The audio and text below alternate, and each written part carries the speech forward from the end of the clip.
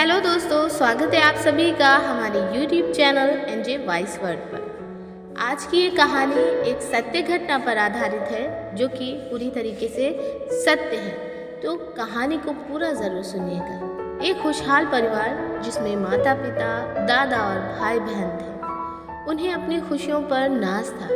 एक दिन ऐसा आया जब पिता ने साथ छोड़ दिया।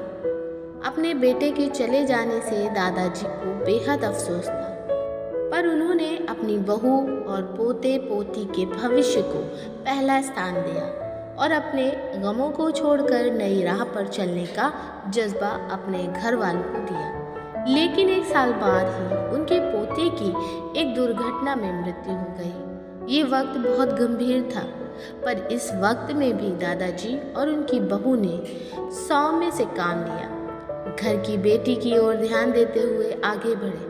समय के साथ ढलती उम्र के कारण दादाजी ने भी विदा ले ली। अब घर में बस माँ और उनकी बेटी थी। एक खुशहाल परिवार बिखर गया। अब बेटी बड़ी हो रही है, जिसके जीवन के अहम फैसले उसके सामने हैं, पर मन में उदासी और बेचैनी है।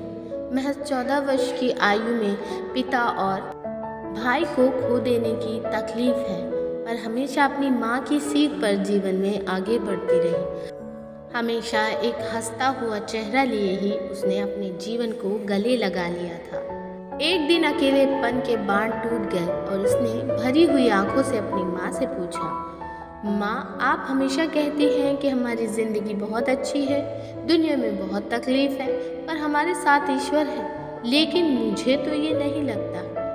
एक एक करके सब चले गए, आज केवल उनकी यादें हैं।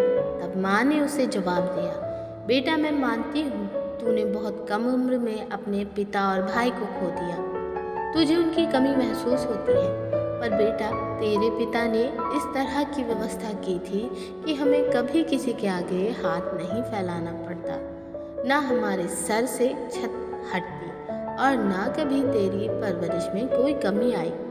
तेरे और मेरे नसीब में उन सबसे दूर जाना तय था, पर ईश्वर में विश्वास रखते हुए हमने हमेशा उसका आदर करके ज़िंदगी को गले लगाया। उस कारण ही हमें इस दुख को जीने की ताकत मिली। अगर ये हिम्मत हमें नहीं मिलती तो आज हमारी ज़िंदगी एक अभिशाप बन जाती।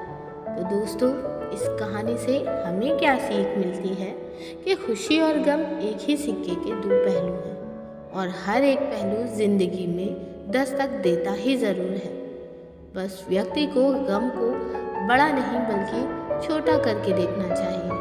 अक्सर ही मनुष्य यह सोचता है कि दूसरों के पास कितना पैसा है, खुशियाँ हैं, मेरे पास कुछ नहीं। ऐसा सोचकर हम खुद को ही तकलीफ दे देते हैं, अपनी तकलीफ को और बढ़ा लेते हैं और कामयाबी से दूर चले जाते हैं। जबकि अगर व्यक्ति ऐसा सोचे कि अगला कितना दुखी है, उसकी तकलीफ़ों से अपनी खुशियों का माप करे, तो ईश्वर की दी जिंदगी पर अभिमान होगा।